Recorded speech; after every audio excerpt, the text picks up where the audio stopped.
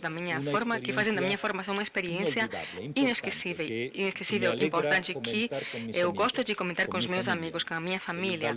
O valor emocional da formação, o valor de rede da formação e tudo isso que não é o conteúdo. O conteúdo perdeu muito valor no mercado onde está disponível quase gratuitamente em grandes quantidades. Nem tudo, claro, está disponível.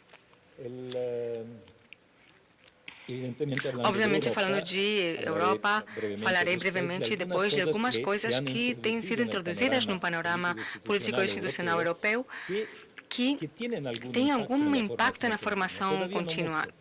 Ainda não muito, mas obviamente ajudam os sistemas a se aproximar. Não há nada de obrigatório no que é feito pela União Europeia, não é um órgão que impõe. Explicarei depois um princípio de subsidiariedade, mas que tem influência também. 4 níveis de mudança. Vamos comparar rapidamente a situação a nível de organização, a nível de trabalhadores que aprendem, a nível de formadores e a nível de conteúdos e de avaliação. Se nos anos 80 estávamos acostumados a formar sobre conteúdo estável, estrutura estável, com grandes unidades de formação central e a nível prevalentemente nacional, cada um no seu idioma, cada um no seu contexto, apesar do fato de que na Europa os países não são como o Brasil, são como um estado do Brasil, os grandes são como os estados grandes e os pequenos como os estados pequenos. Se olharmos essa década, vamos ver muitas variações. O contexto é muito mais indefinido, as estruturas são muito mais dinâmicas. Falamos do processo de descentralização da formação corporativa e a exposição à competência global nos produtos, mas também nos conteúdos de formação. Se falarmos dos learners, dos trabalhadores em formação, vemos que estavam acostumados nos 80, quando eu comecei a fazer esse tipo de coisas, a estudá-lo, a organizar em grandes categorias na formação para os gestores, a formação para os técnicos, a formação para a maestria mais operativa. Agora há tantas especificidades que temos que operar sobre grupos menores. Havia um compromisso a longo prazo da empresa para o trabalhador e do trabalhador para a empresa, e as pessoas estavam acostumadas a ser ensinadas, achavam normal. Agora, obviamente, temos perfis mais diferenciados, temos um compromisso menor dos dois lados da relação empresa-trabalhador e temos pessoas que já não estão acostumadas a ser ensinadas, estão acostumadas a buscar o que interessa. Em qualquer campo, na cozinha, para uma receita, um acidente de trabalho, para ter uma cura imediata. Obviamente, num problema de trabalho também. Não ter que esperar que um formador explique. Eles buscam e normalmente acham algo que ajude no seu problema, sem passar para a formação organizada. Isso, obviamente, tem desafios. Os formadores estavam acostumados a ensinar em sala de aula ou oficinas ou escritórios, e estavam acostumados a repetir sua experiência durante muitos anos. Normalmente, quando são criticados, os formadores dizendo, bom, está se opondo à inovação, mas eu tenho 20 anos de experiência, normalmente respondemos, mas você tem um ano de experiência repetido 20 vezes, na verdade, porque o nível de mudança era bastante limitado e eles tinham se acostumado a uma versão fácil do seu trabalho. Repetir a cada ano, cada curso, ao mesmo conhecimento. Então, o que acontece agora? Isso não funciona? Sim, ainda conseguimos ver coisas assim, mas os professores estão com o desafio de mudar a sua atividade principal em suportar a aprendizagem mais do que em ensinar e transmitir conteúdos. Estão obrigados a redesenhar a sua atividade formativa, coisa que não era habitual no passado. e estão desafiados a utilizar as tecnologias para ser mais ou menos o mesmo nível dos empregados mais jovens que chegam e que dizem: não, o que você está dizendo há outra coisa aqui, porque nos está explicando isso, se na verdade há outro enfoque, outra abordagem. E finalmente, os conteúdos eram mais consolidados, eram bem definidos e a avaliação não era particularmente problemática, pelo menos não era vista como problemática, e eram avaliados conhecimentos organizados geralmente por disciplinas ou blocos de conteúdo que eram estáveis. Agora, obviamente, os conteúdos são conteúdos que se movimentam. Se você ensinar uma coisa que era ensinada há 10 anos atrás, alguém na sala vai dizer: você leio essa publicação que apareceu? E, obviamente, há conteúdos que estavam bem definidos e agora estão em definição. E sobre o assunto da avaliação, antes era avaliado o conhecimento, mas agora, cada vez mais, é avaliar competências. Avaliar o conjunto da prestação de um indivíduo, não só o que ele tem aprendido escutando ou praticando uma operação. Tudo isso é uma grande mudança. Nessa mudança, a União Europeia tem tentado se inserir com alguns passos. O primeiro passo tem sido estabelecer o processo de Copenhagen. Não sei quantos de vocês conhecem o processo de Copenhagen, ninguém acha. O processo de Bolonha. Bom, alguns sim. O processo de Bolonha é a tentativa de criar um espaço comum europeu do ensino superior das universidades. Começou em 99 e já está bastante avançado e olhado por outras partes do mundo. O processo de Copenhagen começou depois com o objetivo de criar uma área comum da formação profissional na Europa, com mobilidades de professores e de alunos semelhante à da universidade e com alguns instrumentos que permitiram criar esses objetivos: mobilidade, transparência e permeabilidade entre a formação de um país e a formação de outro país, no sonho de um mercado único de trabalho na Europa.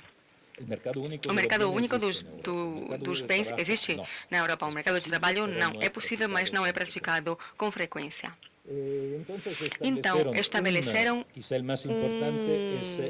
um marco arcabouço de qualificações europeu que estabelece 8 níveis que têm que ser não obrigatoriamente praticados nos países, mas cada qualificação de um país tem que dizer a que nível europeu se coloca, mesmo tendo 12, 7 ou mais, tem que se traduzir num dos 8 níveis do arcabouço europeu.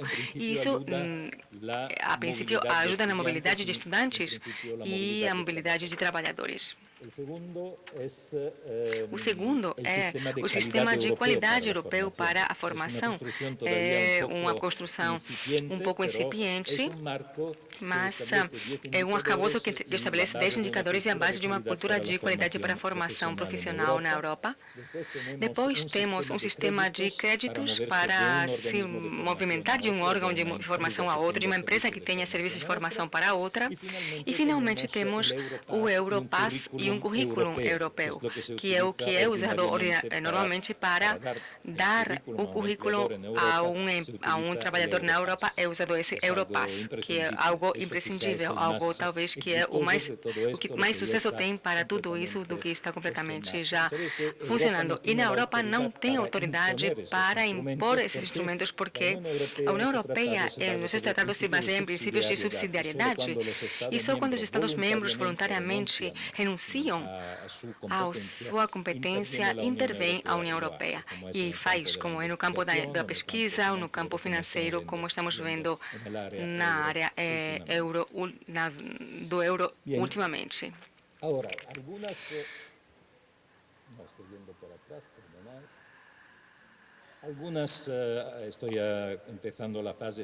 Estou começando a fase final da minha apresentação. E para o público também. Quais são os grandes desafios, alguns dos que eu vejo como importantes ou mais importantes dos que existem? A participação de pessoas e de empresas que participam muito pouco, nem todo mundo participa na formação e na sociedade do conhecimento, na sociedade tão dinâmica quanto a que estamos vivendo, é inconcebível que indivíduos ou empresas não participem num processo de aprendizagem contínuo. No segundo desafio é garantir que qualquer formação oferecida seja vista como útil. Se são oferecidas formações que não parecem úteis aos utilizadores, isso talvez seja possível na escola primária, mas não é boa prática na formação de adultos, é algo que estraga desde o início qualquer experiência de formação.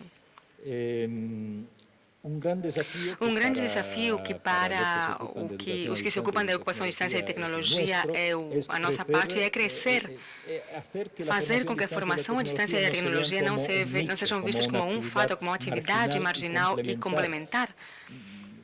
Mas se a tecnologia está no centro de todos os processos de trabalho, por que não pode estar no centro dos processos de educação e de formação?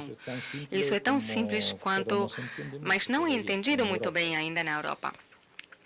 Inspirar mais confiança na qualidade da educação à distância. Eu entendo que no Brasil está muito mais avançado, na Europa ainda há muita então desconfiança, e falarei mais no próximo slide sobre isso.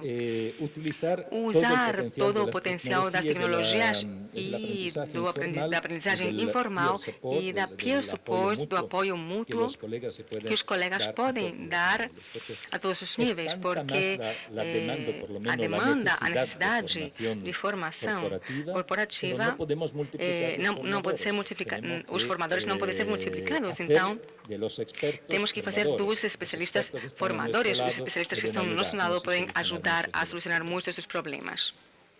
Seguindo o primeiro ponto, se está dizendo fundamentalmente que além da aprendizagem formal, temos que integrar a aprendizagem informal. Até hoje, o princípio de aprendizagem durante a vida e o princípio das tecnologias eram os dois grandes equalizadores da sociedade e tinham que ser o grande motor da mudança. O que tem sido feito até agora é apenas uma parte, mas na curva baixa do now, o que tem que ser feito é trabalhar para que tudo isso seja a base para a inovação organizativa e para a organização a nível institucional, macroinstitucional. A esse processo, como falei anteriormente, não é algo que seja feito como um manual, é algo que tem que ficar como uma perspectiva. Quando estamos introduzindo tecnologias para a formação, não estamos solucionando um pequeno problema de acesso ou de custo, estamos inserindo a formação no coração, no centro da organização da empresa e da mudança estratégica da empresa. Em qualquer pequeno curso temos que levar em consideração como isso pode contribuir para os objetivos da empresa e do indivíduo, obviamente, porque já não falamos apenas de um indivíduo, mas da empresa. O tema da credibilidade da educação à distância, qual é a causa? Os formadores e os metodólogos da formação de adultos não são familiares, não têm estudado, não conhecem exemplos de boa educação à distância, na grande maioria, o que é muito difícil fazer penetrar nas associações formadoras, nas associações de formadores. Essa visão, quando chega, se cria um grupo de trabalho e então fica do lado para não então incomodar os verdadeiros metodólogos que falam de valores, que falam de coisas bonitas, que a formação contínua tem que conter, mas obviamente isso não está em contradição com o fato de um uso estratégico da tecnologia. Segundo tema, apesar dos modelos de excelência que temos na Europa, que podem oferecer exemplos de educação à distância muito interativa, muito sofisticada, muito criadora de novo conteúdo, houve alguns casos muito negativos de enganos aos estudantes que têm desgastado a imagem da educação à distância, e isso é um problema que temos que solucionar.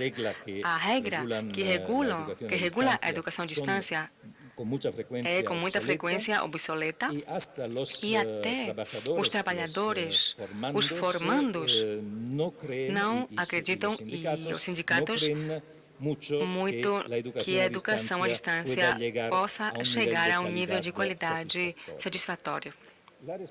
A responsabilidade de quem gere a qualidade é importante porque se considera ainda a educação à distância, a tecnologia incorporada à formação como uma coisa marginal. Se não está no sistema de Quality Assurance, não importa tanto, porque a maioria de toda a formação tem que ser presencial, face-to-face, e ainda não há um modelo aceito no mundo inteiro para a qualidade. Há muitos respeitáveis, mas não...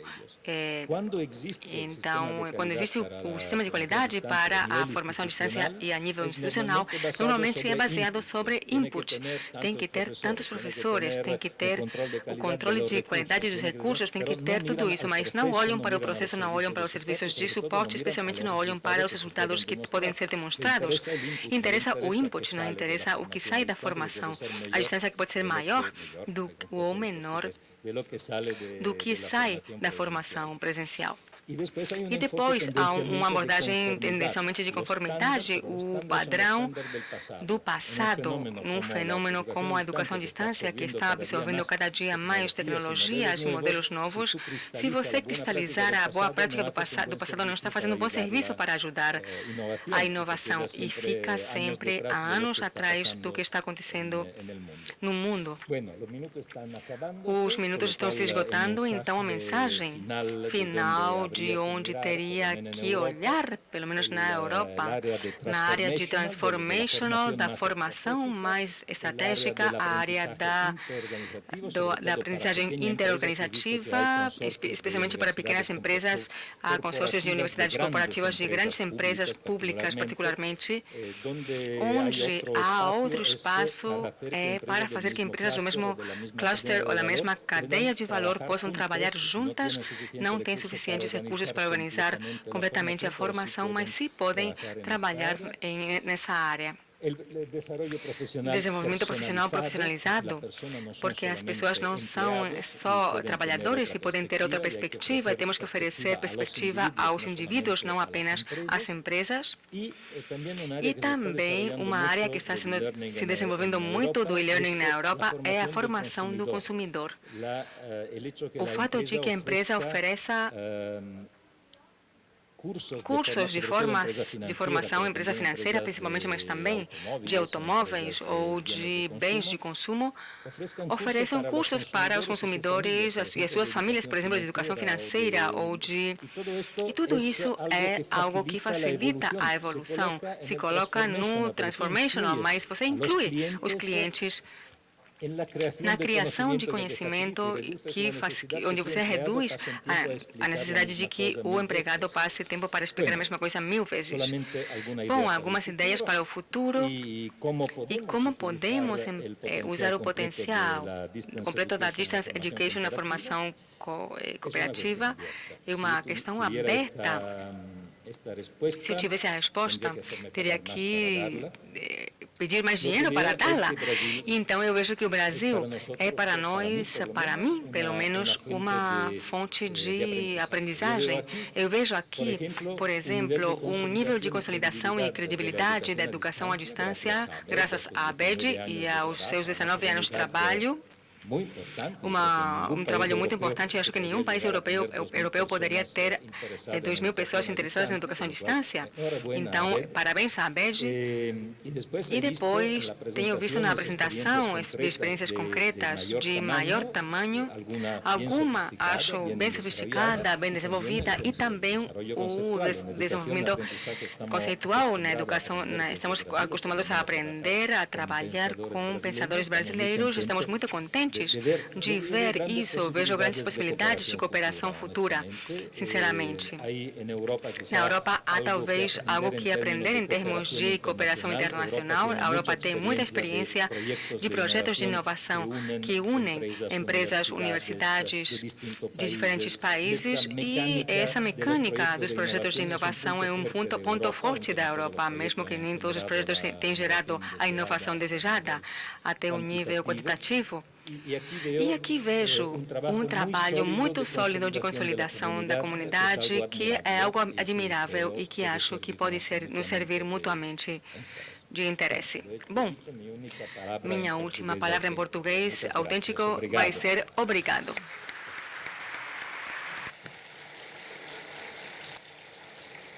Agradeço ao professor Cláudio Dondi pela, inclusive, pontualidade europeia. Eu só vou pedir, então, a paciência de vocês. Nós vamos deixar as perguntas para o final das apresentações, para que todos possam se apresentar. E eu gostaria de convidar o professor Antônio Simão Neto para subir aqui, nos juntar à mesa, o nosso terceiro palestrante. Enquanto o professor Antônio chega aqui, vou passar a palavra para o nosso excelentíssimo MC. Como nós prometemos, nos intervalos das palestras desta plenária, nós estaremos sorteando brindes que foram ofertados por convidados estrangeiros. Vamos sortear inicialmente 2 brindes que foram gentilmente ofertados à ABED pelo professor Atsushi Hirumi, da Universidade Central da Flórida.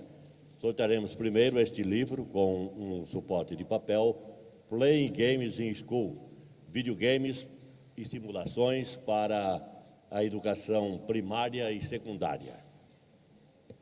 Por favor, um ticket.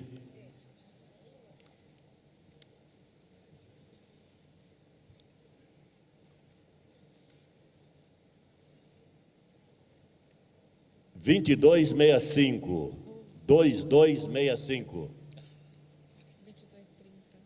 Alguém no auditório com esse número?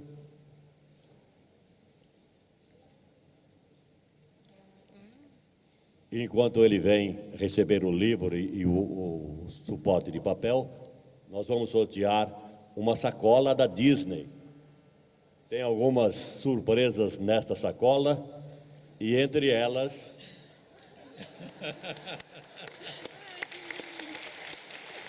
esse belíssimo chapéu.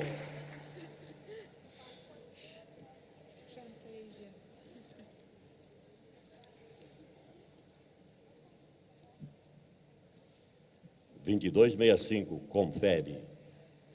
Parabéns. E agora,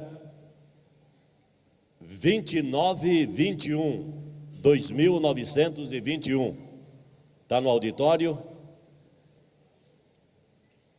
2921. Dou-lhe 2. 2921. Dançou. Vai ficar sem aquele chapéu bonito. Esse aqui termina com 4. Tem muita gente aí com o número 4 torcendo para sair. 2714, 2714. Alguém no auditório? Daí o chapéu de novo.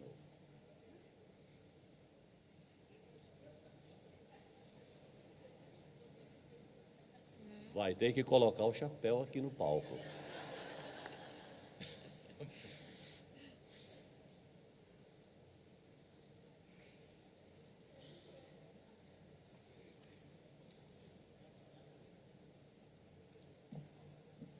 (2, 7, 1, 4). Por favor.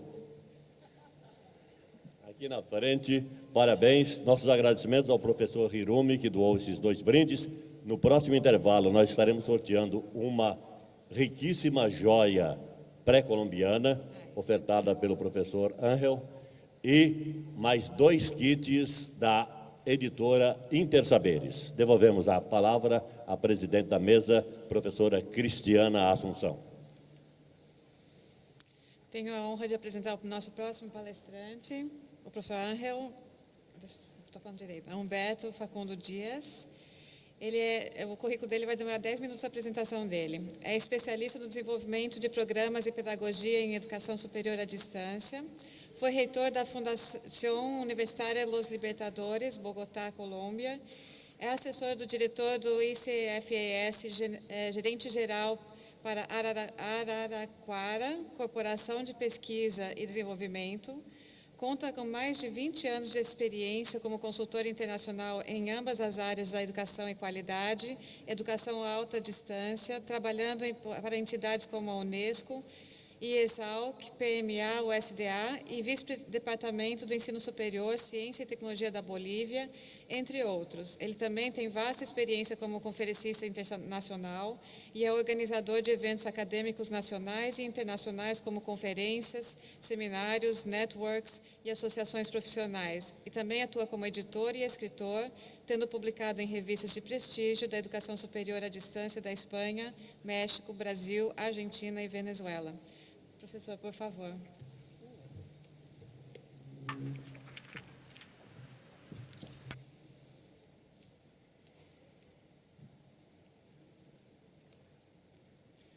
Muy buenas tardes. Boa tarde.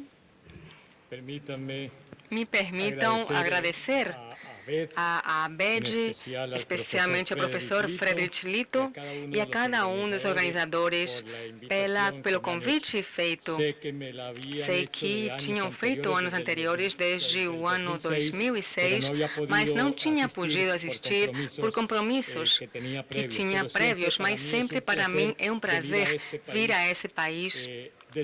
Desde o ano 81, eu tenho sido convidado a diferentes eventos e sempre tenho aprendido muito de vocês, por isso para mim é muito grato vir, nem tanto para compartilhar ideias, mas para aprender de vocês. No ano 81, por exemplo, fui convidado pela CNPq para os 30 anos da CNPq, quando estava sendo lançado o projeto de bandeirantes do avião. Hoje, 30 anos depois, são a terceira potência exportadora de aviões no mundo e, se não estou errado, a primeiro de exportações de Brasil. Então, aprender a sonhar com esses projetos e aprender da tenacidade de vocês é, para mim, algo fundamental. O Brasil começou tarde, comparado com outros países, por exemplo, da região.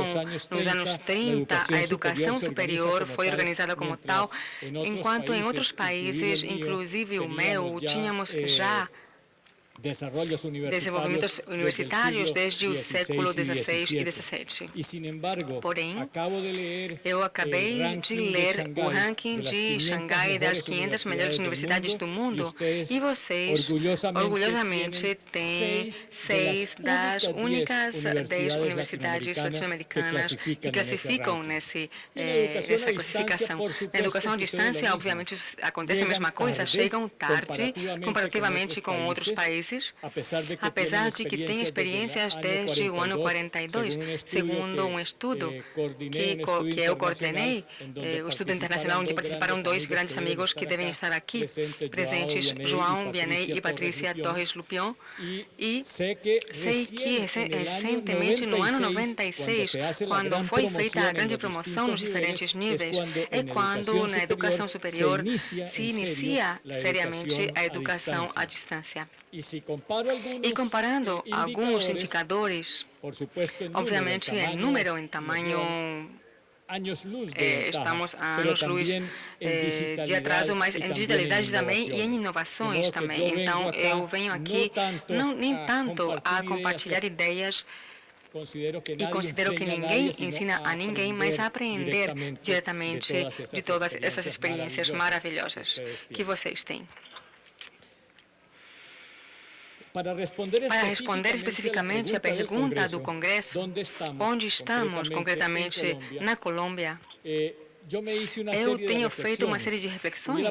Eu teria podido apresentar os diferentes ou alguns estudos feitos para poder definir um mestrado em avaliação da qualidade e em avaliação e garantia da qualidade em bimodalidade, blended learning, mas decidi finalmente não apresentar os estudos porque são questões que interessam especificamente a especialistas, mas tentar compartilhar com vocês que era o fundamental na dinâmica da mudança que está nos exigindo a sociedade. Nesses estudos usamos uma técnica, entre outras coisas, que desenvolvida pelos ingleses durante a Segunda Guerra, a análise sociológica de conteúdos, que, entre outras coisas, serviu aos ingleses para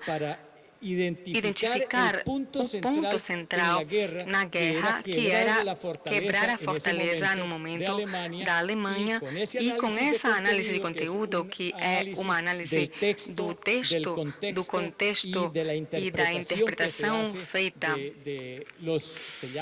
dos conteúdos ou discursos, mas pode ser não apenas análise de imprensa,